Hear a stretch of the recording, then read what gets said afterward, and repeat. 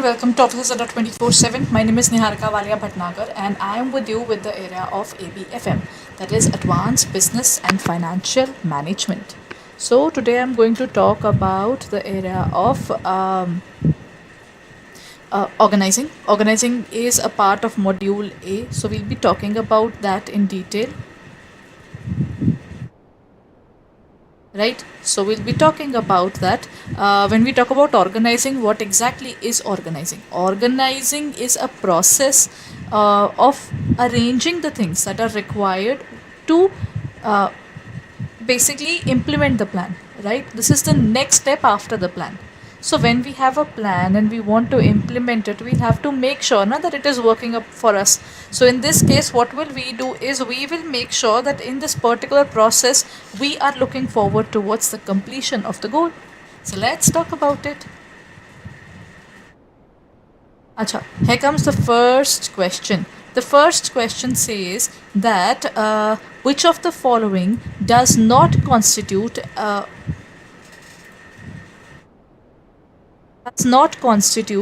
as a part of the process of organizing. As I told you, it is basically the first level after planning. So first of all, we plan and then we start implementing.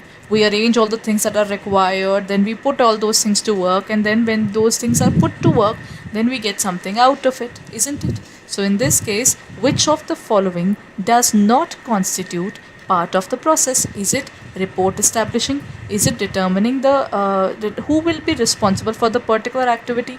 Is it specializing or dividing and assigning work? When we talk about this now, which of the following does not constitute? It is not a part of the process. The first thing would be, we arrange the things, we classify the duties, we prepare the organization structure under organizing. So in this case, the correct answer would be specializing. When we put things into different departments, D for division of work and D for departmentalization.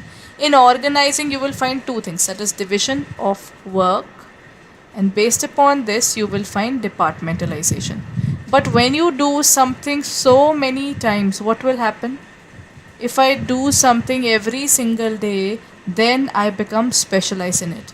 The day I become specialized in it, that is where I would be able to reap my efforts, right? Then that is where the organizing helps the organization altogether to have a specialization, a specialized unit, a specialized function, a specialized set of people whom they can develop based upon their curriculum that they will build up in terms of their training, in terms of their functions, everything that we look forward to.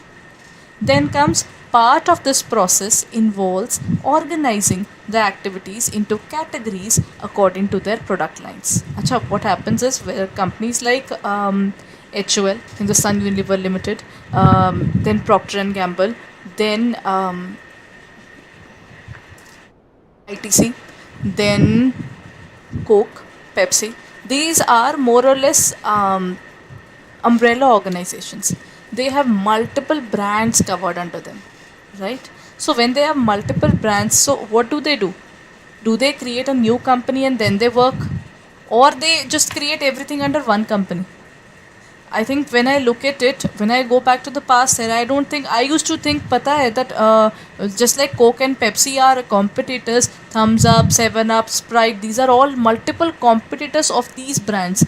But now if you just look at the label of all these things, you will find that if one particular brand, say 7 Up is under Pepsi, then Sprite is under Coke. These are basically just something that is creating an illusion in the mind of the people. Ultimately, they are bought by those companies, but these companies do not put the ads of these products at the same time. That means when they are dealing with it, they create a separate product with separate functioning. So there is functional structure, divisional hierarchy, organization with official standing, and official group or organization. The organization which has a basically divisional hierarchy. Divisional hierarchy means product based hierarchy. You have product 1, product 2, product 3, everything is there. That is why they create a divisional hierarchy. Next point, it is possible to delegate the decision making power to individuals at lower levels. This is known as, when we see, the point is, if I have a power, then what will happen with that power? I will share it with my lower levels. Till that time, how will they work? Ultimately, I'll have to share the power now. I'll also have to give them the power. Ultimately, till that time, I don't provide them the power. How will they work? It is possible to delegate decision making power to individuals at lower levels. This is known as assignment of responsibility, centralization, decentralization, or none of the preceding options. It is possible to delegate, yeah, it is possible to delegate. When we look forward to it, when you are doing it with multiple people, 1, 2, 3, 4, these are the different levels, and these levels are sharing the power. When they are sharing, it is called decentralization. So correct answer is decentralization. Next point, the expression span of management refers to the scope of manager's duties and responsibilities, responsibility of a manager, maximum number of direct subordinates that can be effectively managed by a single supervisor, or none of the preceding options. To explain this particular process, what happens is, let me give you an example there. Do you know, in terms of Twitter, Elon Musk has bought Twitter. When he bought Twitter, he bought this particular organization in such a way that he removed most of the managers. Twitter earlier had a system of, if there are 3 people, there's one manager. Then for another 3 people, there's another manager. And then for these 3 managers, there is another manager. So they used to have multiple managers who used to manage more sub-managers. So what he did was, as soon as he introduced, he removed all those managers from in between. He said that one particular person can handle more than 3 people easily. So what he did was, under one manager there would be multiple people, and ultimately so many managers were removed. This particular example is related to span of management. How many people can one particular person handle under him is called span of management. So in this case, the correct answer is C. The maximum number of direct subordinates, not indirect, but direct subordinates that can effectively be managed are called span of management. This particular concept is called span of management. Okay, here comes the next question. Okay, the question is hidden a bit, so I hope it's visible now.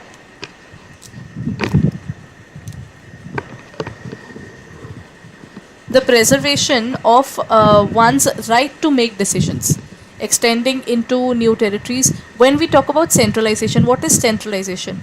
The simplest way to explain centralization is keeping the power at the center.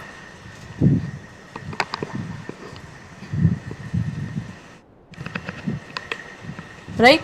So we are going to preserve that I am going to take the decisions, extending it to new territories. Division and categorization are different levels.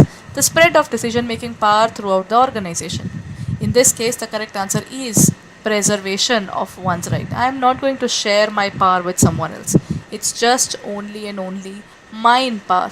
That is what they call in this area the preservation of one's right to make decisions. Acha, here comes the next question. Manohar was given a task by his superior to prepare a plan within 20 days. He was given 20 days to prepare a plan. He asked 2 of his subordinates to work on the aspect with him. One of the subordinates met with an accident and could not complete the work. Who is answerable for this task? It doesn't matter. Always remember, it doesn't matter to whom you are sub-delegating the work. If you were given the work initially, then ultimately you are answerable. What are you doing? What exactly you are not doing? That is something that you will have to clearly specify, that I was not able to do this work. The responsible person is me, not the subordinate which was supposed to do the work for me again. If he is not doing the work, then I have to finish it off. So Manohar is accountable. Then Manohar's subordinate is responsible. Manohar's superior is responsible, or none of them is responsible. Accountability always remains with that particular person. Always remember, delegation has 3 kids. Delegation has 3 kids. First is delegation 3 kids are accountability, authority, and responsibility. Authority can be shared. Accountability, not really. Responsibility, just to an extent. That means if I give you to do something, then you will be answerable to me. I won't ask anybody else, because if I ask you, you will say, "Nahi, I had told that person," or "I had told that person." I'll say, "Sir, I had a word with you. Now kindly provide me the answer there." So in this case, the accountability will still remain with you, whatever the other people are doing. So in this case, Manohar is still accountable. That is why managers normally face problems, because they are doing their task, but sometimes the subordinates do not work properly. So the Manohar is accountable on this. Okay, here comes the next question. Authority can be delegated by a manager to subordinate, which means a granting of authority to the subordinate to operate within prescribed limits. Responsibility is the obligation of a subordinate to properly perform the assigned duty. Accountability implies the answerable for the outcome. Okay, so this is the entire portion. They have 2 points there. I believe I'll go with this as the assertion, and this one is the reasoning. Take it the responsibility part. So what will you do? What would be the answer in this case? As I told you, authority is the power, then responsibility is the obligation to do that particular thing, and then accountability is answerability. Authority can be delegated, which means granting of authority to the subordinate in terms of prescribed limit, while responsibility is the obligation, and yeah, all these things are correct. Acha, this question is still incomplete, but as such, if I talk about it, authority can be delegated, that is correct. Then responsibility is an obligation, it is also correct. Accountability is the answerability, so that is also correct. So I'll go for both. This, since the assertion and the reasoning is not really clear, so I will go with that. All these three statements are correct. Okay? So kindly take this question as all these three statements are correct.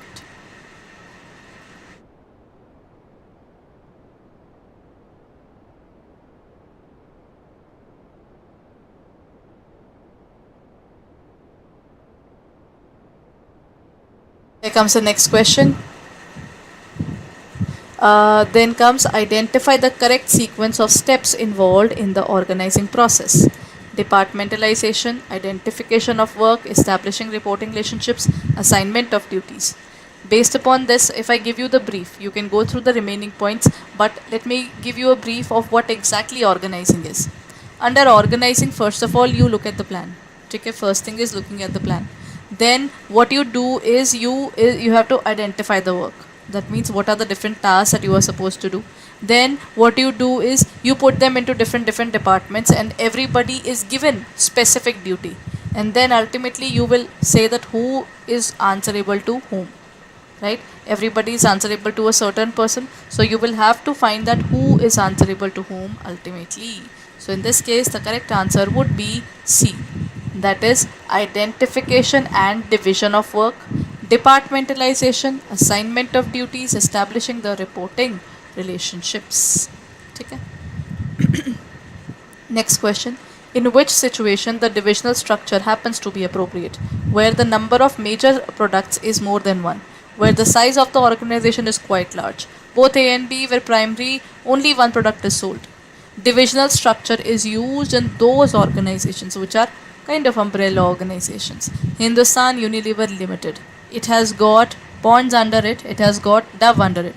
But for good amount of years as a kid, I used to feel that both the organizations are different. Both of them are selling moisturizing lotions, but they are selling it to different needs based for the people. So what they are doing is the organization is creating multiple products, and multiple products are sold in the market, creating a specialized need for the people.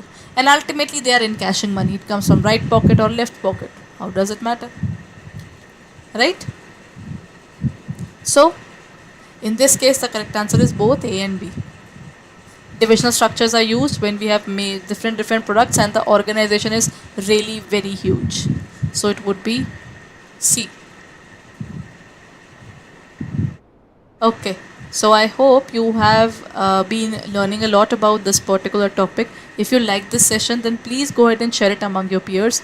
Okay? And at the same time, if you feel that you are looking forward to our courses, then it's the correct time, because our Par Pack, our Mahapacks and every other topic, if I talk about it, the products which are available for double validity. Our Mahapacks is available on double validity, and the products are available at 81% discount. So if you're looking forward to it, the first thing that you need to do is Look at the CIB Mahapack 2.0. Under the Mahapack 2.0, what do you exactly get? On this Mahapack, what are you getting is you are getting a course where you will be completing, you will be getting all the CIB subjects, all the 4 subjects plus all the optional subjects. You can choose which particular portion you want to cover. All the recordings of these particular subjects is available for you, number one. And if you're looking forward to it, we are also providing you mini marathons, 5+ hours maha marathons, practice hours, as well as every second and fourth Saturday we are also having our doubt sessions. These are additional. Now, other than this, we are also providing you, we were already providing mock tests, we were also providing case study based questions, we were providing the numerical as well as revision batches, case study batches, live classes as well as recorded classes with it, which are already done. And you will also get the revision batches which would be coming up later on. And at this point of time, it is available at double validity at 7367, that is 81% discount. So if you're looking forward to it, so kindly hurry up and check it out on our website or in our app. The offer will be ending soon. Thank you.